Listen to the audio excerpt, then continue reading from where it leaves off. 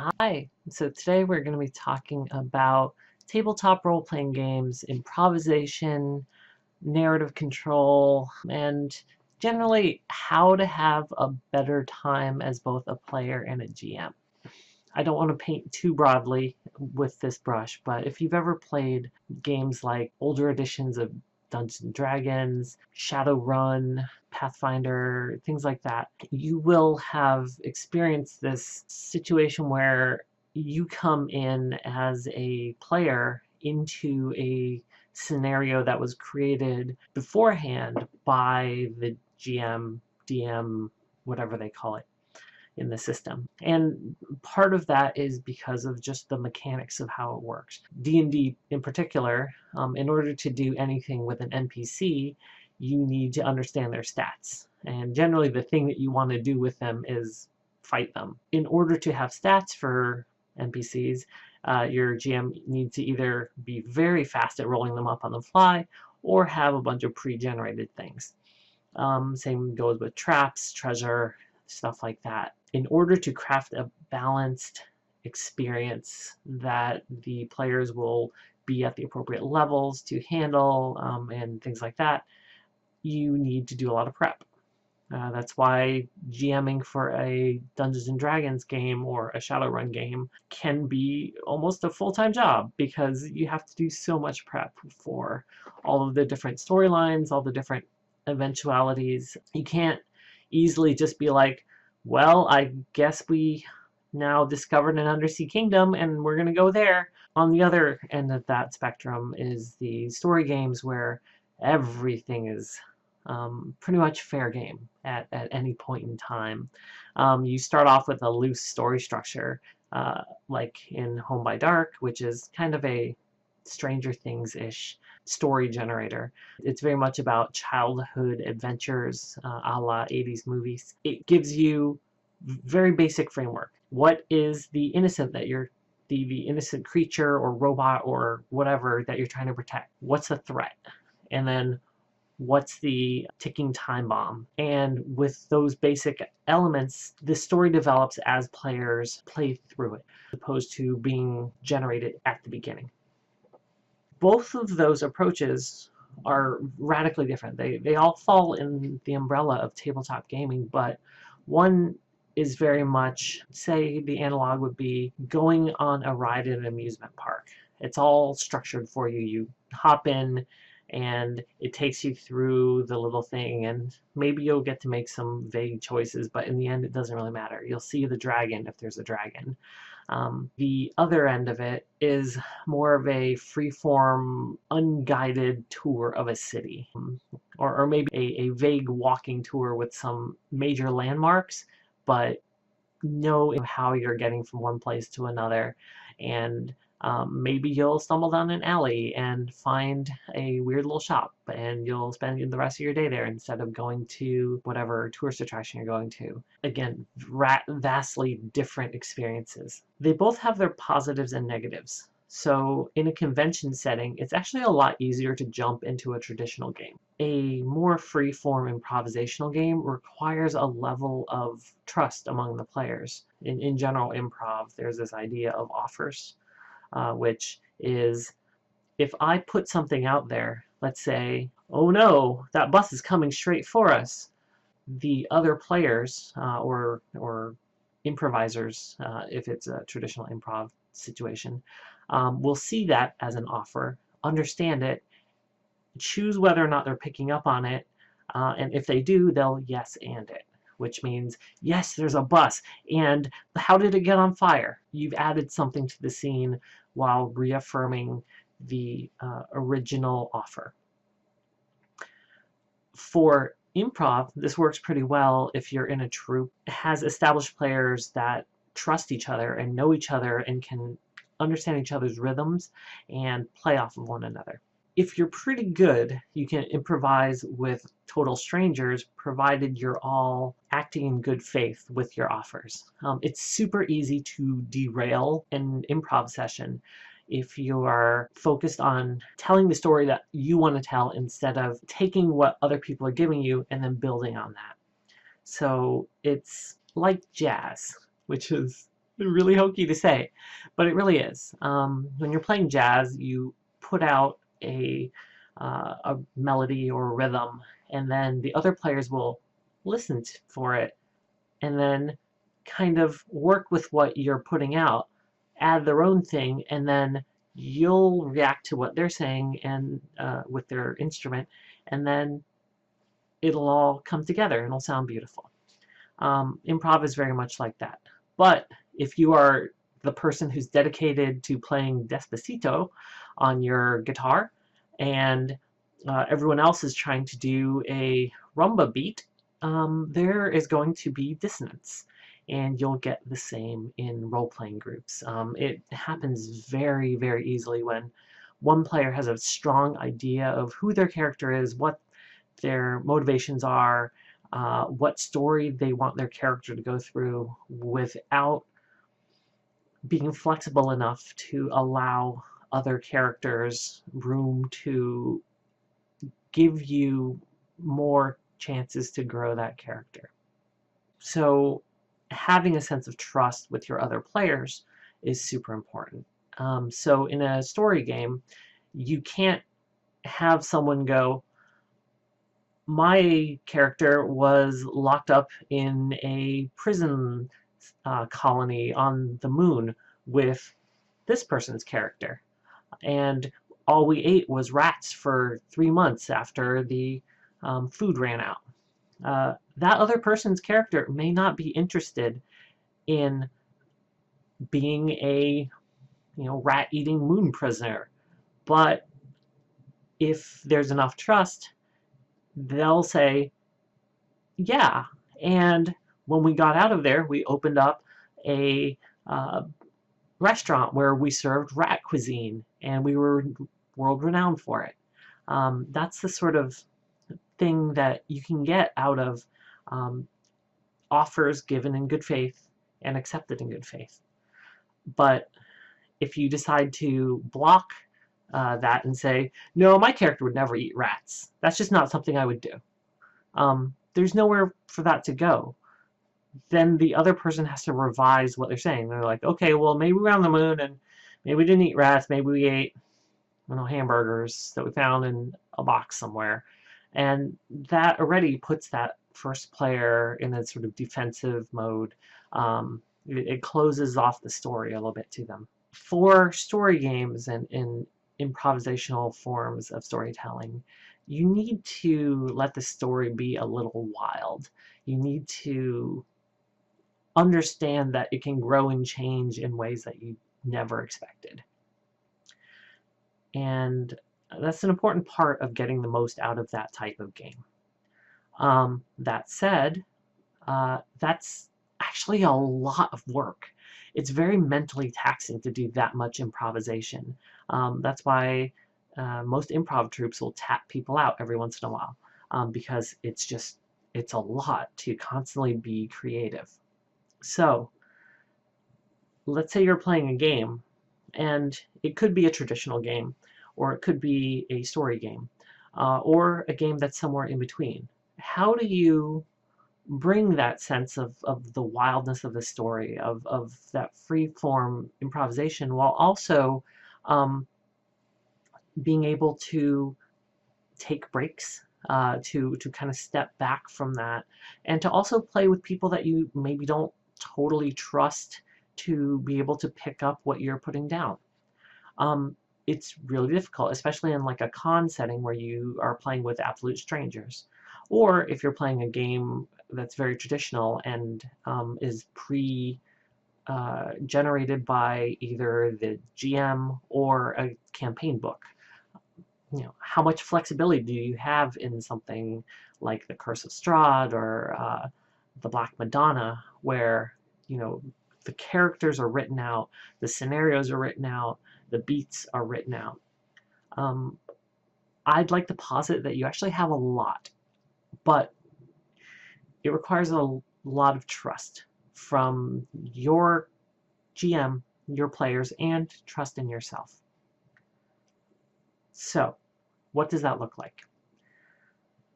Okay, so there's a spectrum that we've talked about, with one end being the traditional game, where players have very little narrative control. They're pretty much just reacting to what the GM is putting down.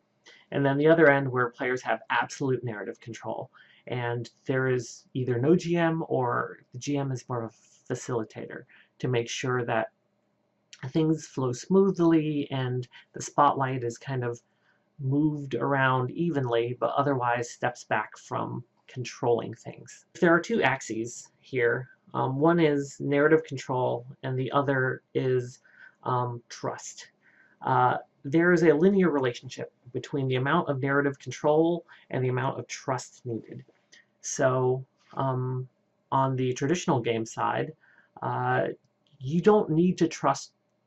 There doesn't need to be much trust between the players, the GM, or the players in themselves. Honestly, you could play a D&D game and have fun by not ever introducing any new narrative things as a player. A lot of players don't, which is why they have a hard time when given a little bit more free reign in other games. I call this playing from the hands. You're basically, you know, choosing tactical actions um, based off of what you would do in that situation. You may not even have much consideration about your character. Your character may just be a shell of inventory and actions that you, as a player, can pull from as a palette. Um, so you're basically just using your hands. You're doing, like, an orc is coming at you, and they seem to be swinging a flaming torch around over their head. What do? I run up and stab them in the neck. Okay? That's doesn't say anything about the character, doesn't say anything about the world, but it says something about the action. It says what you as a player intend to do. And you can run an entire D&D game like this. There's nothing wrong with it. You can still have fun. The dice can provide you some very interesting possibilities and scenarios and things, but fundamentally it's how would you as a player play? So the one step above that, and I'm prejudiced because I value narrative control, so I'm going to use this sort of like tiered system with going up, but honestly, it's just try not to infer any sort of value judgment from me. I think all of these styles of play have a level of value. It's just knowing when to use them and when not to use them. So the second level of play that I would consider something that is pretty common is playing from the eyes, which is where you inhabit the eyes of your character. You may understand their motivations, you may understand how they see the world, you may understand their relationships with their background with other characters in the world, but you're still kind of playing from that character focused standpoint. So if the orc is coming at me with a torch and I'm playing from the eyes, I might say, oh, my player knows that glint of anger and fear in the orc's eyes, or my character knows that. And she's seen it before in the eyes of the bullies that tormented her during school. And she did, the only way she knew how to stand up to them was to just punch them in the face. So she pulls back her fist and swings it and clocks them. And that's very much playing from that character perspective, right? It's very much about the character's motivations, the character's feelings, the character's emotions. I think this is a pretty good default place to play as a player. It doesn't require a whole lot of cognitive load other than to think, what kind of character am I playing and how would that character behave in this situation? In general, unless you have created a super weird character, you can rely on every story that you've ever known, your sort of canon of narrative knowledge to fill in as many interesting potential scenarios as you can. So I would say that this is where you should be hoping to start from in every gaming session, regardless of what type of game it is, because it just makes the story richer because it's driven from your character's motivation. The narrative control doesn't require a whole lot of trust. Most GMs will give you the ability to make decisions about your character. You're adding a little bit about the character. No GM is really going to balk at that. So again, that's why I think that's where your default should be. But you're still making decisions. You're still adding narrative. Um, the level above that is kind of playing to the group. And this requires a little bit more trust and permission from your fellow players and from your GM. Because at this point, when you're playing to the group, you are making decisions that might affect more than just you. Given the same orc scenario, you could say this orc bears the same sigil as the group of orcs that has been chasing us this entire time. They must have tracked our horses' hooves because we rode in such a tight formation. This is like when we were kids and were chased by that gang of larger, older children, and we had to fight them off in that abandoned quarry. Isn't that right, Albert? So saying something like that, you're doing a lot, right? You're saying our group is riding in a certain way. We're being pursued. Uh, we have a shared history, and there is a certain story from our past that we were all part of that has a very specific location and narrative, the quarry. So when you are doing this, this becomes a series of offers, right? You're saying, hey, there's a quarry. You want to pick that up? Albert could say, yeah. Well, what did we do then? I think we lured them in, and then some of the smaller kids dropped rocks on them from above. We could do that same sort of thing. That would be something where he takes the offer and he yes ands. But this could be a situation where, a lot of players might not want to necessarily feel pursued, or the GM might not think that this is a significant encounter, and instead of being just a generic, random encounter for some gold, you have turned this into a significant encounter because now this orc is part of a pursuit party, and now you're in trouble. I personally really like this, both as a player and a GM. It takes a bit of stress off of the GM, to be perfectly honest. It allows them to take in a little bit of randomness and just roll with it and be like, yeah, and this orc is wearing the helmet of the fallen lord. Maybe that's significant. Now maybe you have this whole pursuit army that would never have been in the story in the first place, but as a player you chose to add a little bit of backstory to your group, and you've enriched the world for it. This kind of straddles the line with playing with the sort of highest level of play, which I call playing from the world, or playing from the sky or heaven or whatever. It's sort of the God's eye view of things. It is you as a player using your narrative to totally reshape the way that things go. And so in this case, the orc's coming at you. Your character might say something like, "Begone, foul orc! You servants of the Lord of Shadows have no place here." And I, throw flour at them because I know that the purifying power of the holy grains often works against dark creatures. That is the sort of thing that is quite presumptuous, honestly. And it really depends on your GM or the game that you're in. If you're playing something like Apocalypse World, you could probably get away with something like that because the sort of GMs of those games are used to the game being very feral.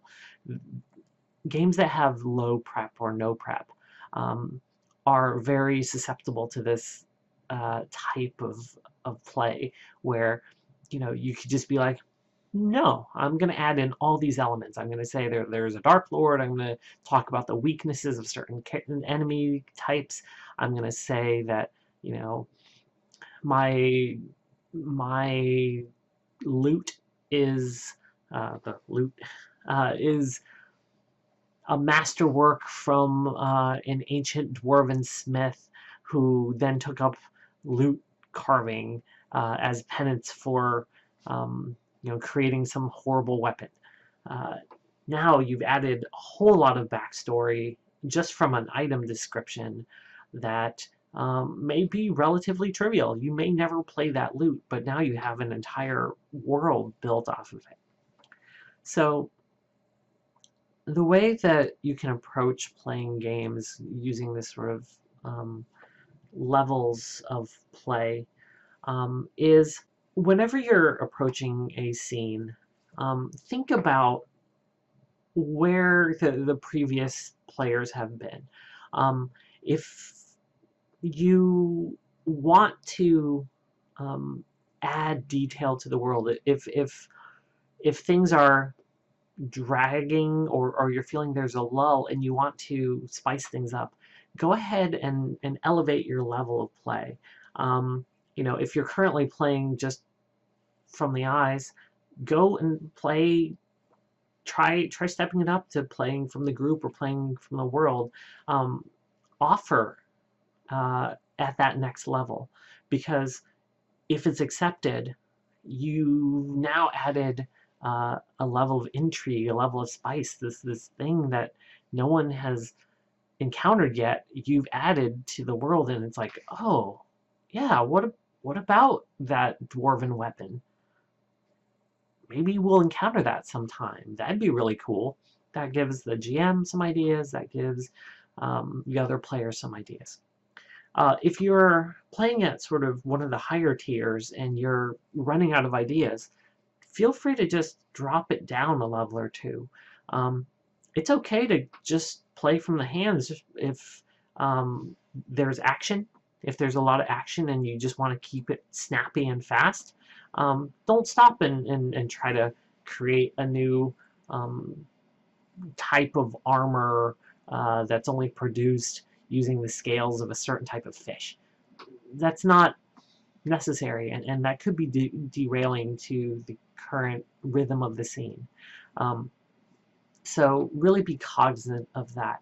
But sometimes it is necessary to, to drop things all the way down to, I punch him in the neck, and then I kick him in the rib cage.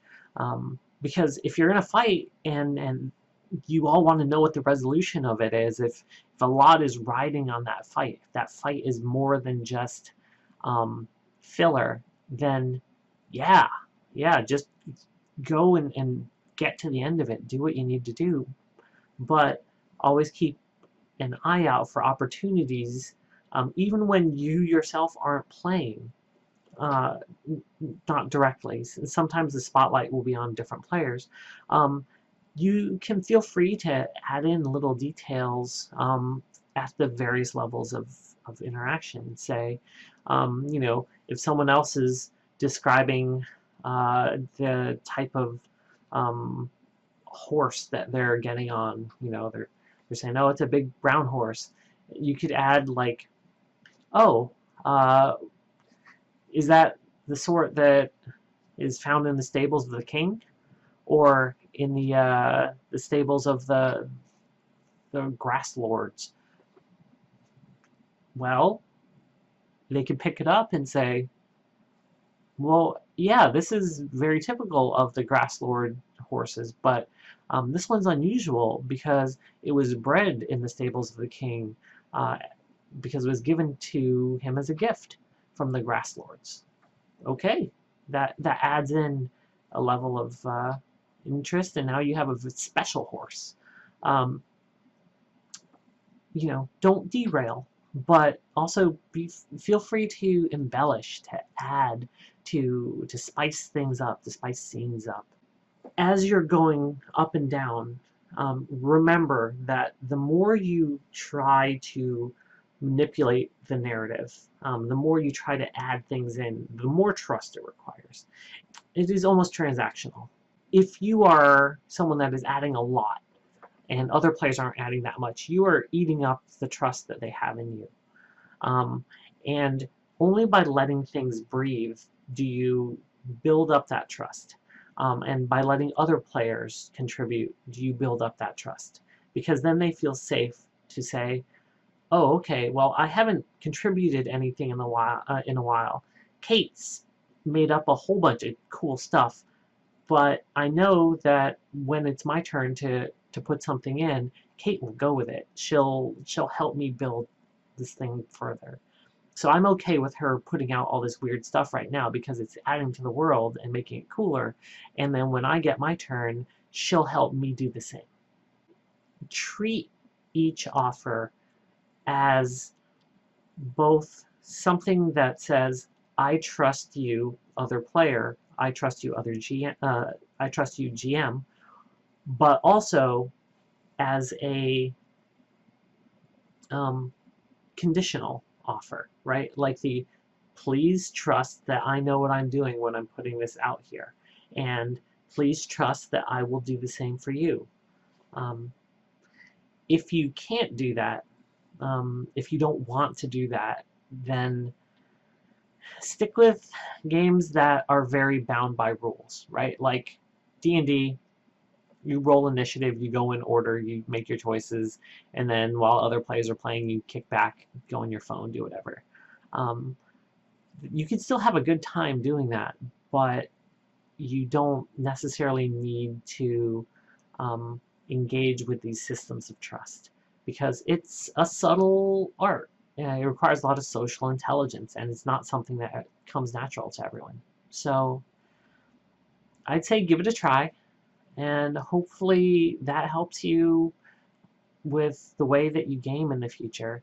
Um, even if you're in a system that is super freeform, try to step it down a little bit sometimes to let other players breathe, to let scenes breathe.